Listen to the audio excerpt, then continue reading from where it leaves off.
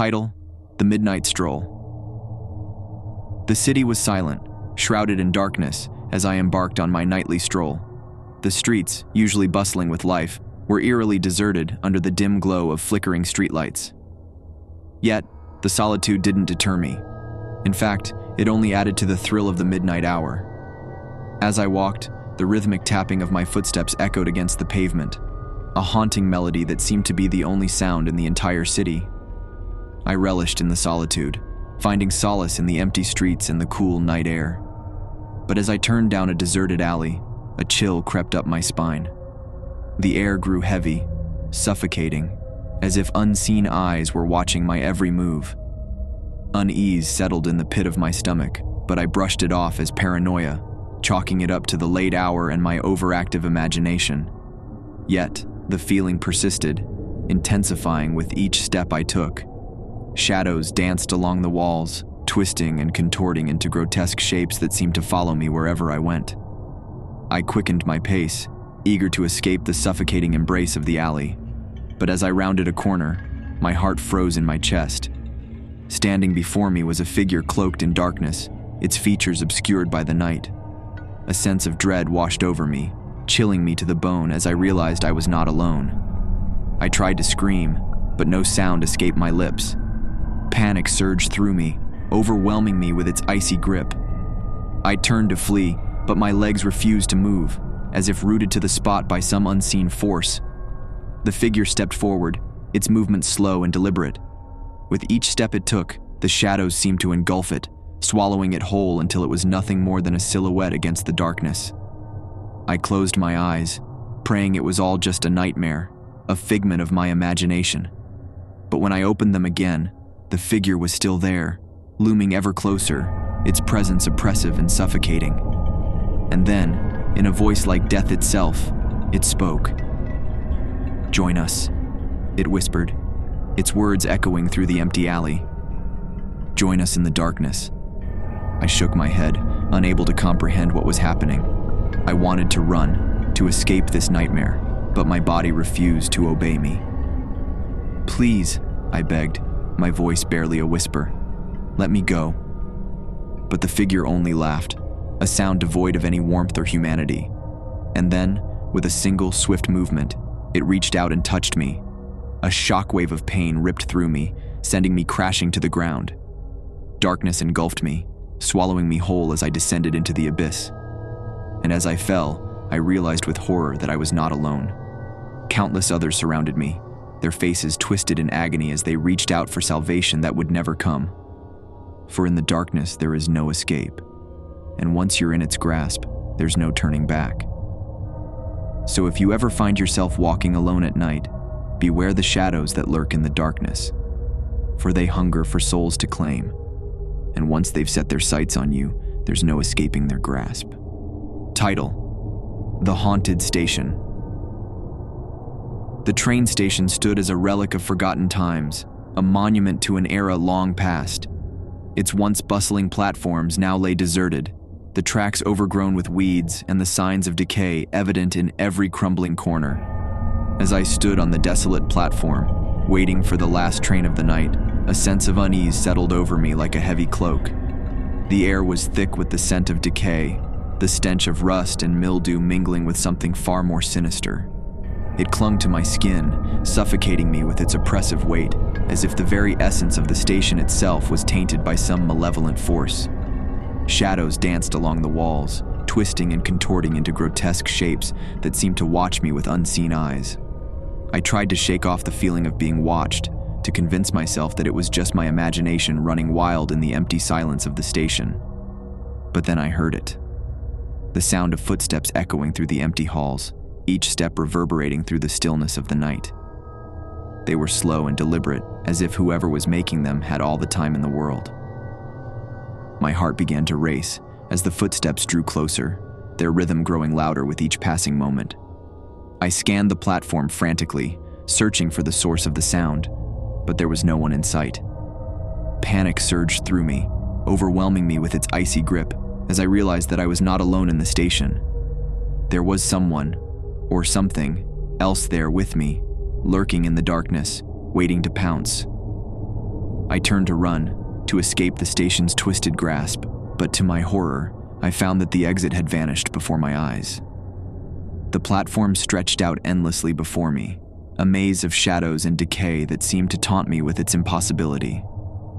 I tried to reason with myself, to convince myself that there had to be another way out, but deep down, I knew the truth.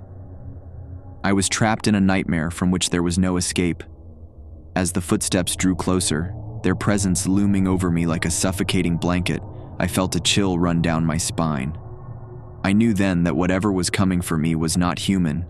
It was something far more sinister, something that hungered for the warmth of the living.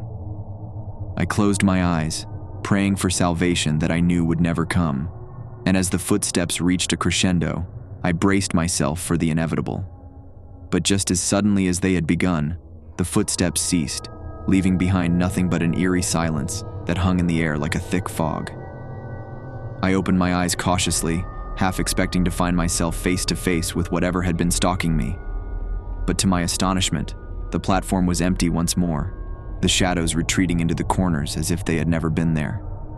I let out a shaky breath, relief flooding through me like a tidal wave.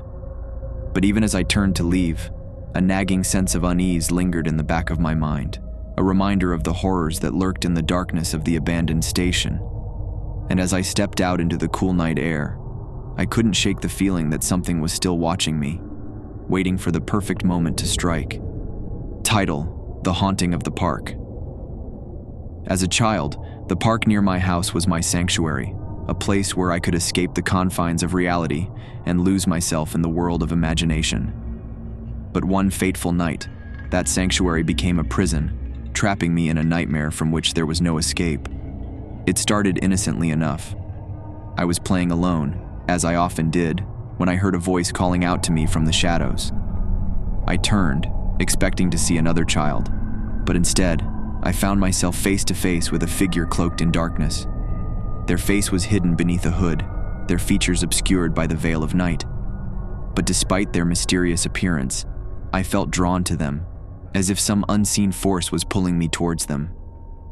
"Would you like to play?" they asked, their voice soft and melodic, like the whisper of the wind through the trees. I hesitated for a moment, unsure of what to make of this stranger who had appeared out of nowhere. But then curiosity got the better of me, and I nodded eagerly, eager for companionship in the lonely darkness of the park.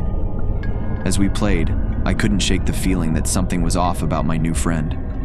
They moved with an otherworldly grace, their laughter cold and devoid of warmth. But I pushed aside my doubts, convincing myself that I was simply imagining things.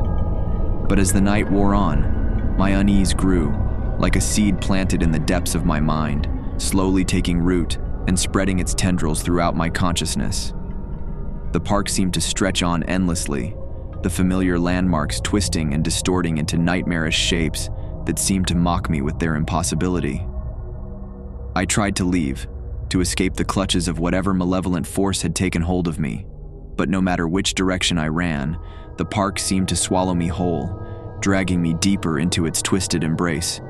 And all the while, my phantom playmate watched me with eyes that gleamed with an otherworldly light, their presence looming over me like a dark cloud, suffocating me with its oppressive weight. As the first light of dawn broke over the horizon, I collapsed to the ground, exhausted and defeated. I knew then that I would never be free of my phantom playmate, that they would haunt me for the rest of my days, a constant reminder of the horrors that lurked in the darkness of the park. And as I lay there, staring up at the sky, I couldn't shake the feeling that somewhere, out there in the depths of the night, my phantom playmate was still watching me, waiting for the perfect moment to strike once more. Title: Echoes in the Night. The park at night was a realm of eerie beauty, bathed in the soft glow of the moonlight. Shadows danced across the deserted paths, whispering secrets to the night breeze as I embarked on what I thought would be a peaceful stroll. Little did I know, the tranquility would soon give way to a chilling encounter that would haunt me for nights to come. At first, the sound was faint, barely audible over the rustling of leaves and the distant hoot of an owl. But as I continued along the path, it grew louder, more distinct, a rhythmic echo of my own footsteps. I glanced over my shoulder, expecting to see another late-night wanderer, but the path behind me was empty, shrouded in darkness.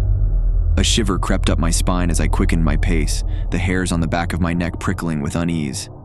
I told myself it was just my imagination, that the night played tricks on the mind, but the sound persisted, relentless in its pursuit. With each step, the footsteps drew closer, matching my pace with eerie precision. I could almost feel the presence of someone or something behind me, a phantom shadow lurking just beyond the reach of my senses.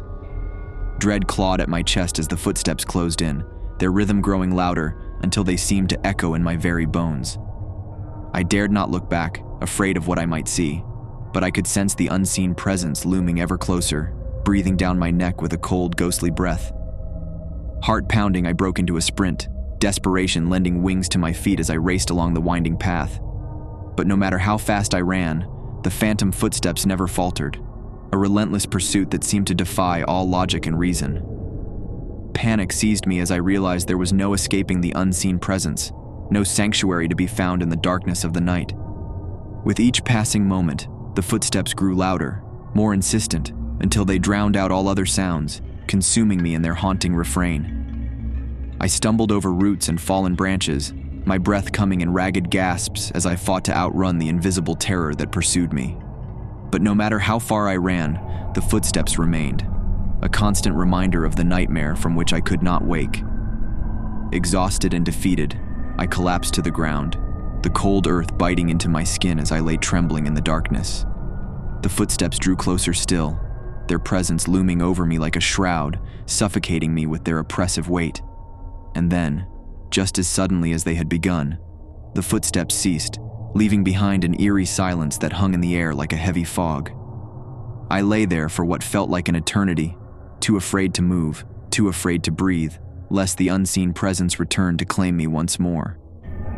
As dawn broke over the horizon, casting its golden light upon the world, I rose shakily to my feet, shaken but alive. The park lay peaceful and serene, as if nothing out of the ordinary had occurred, but I knew better.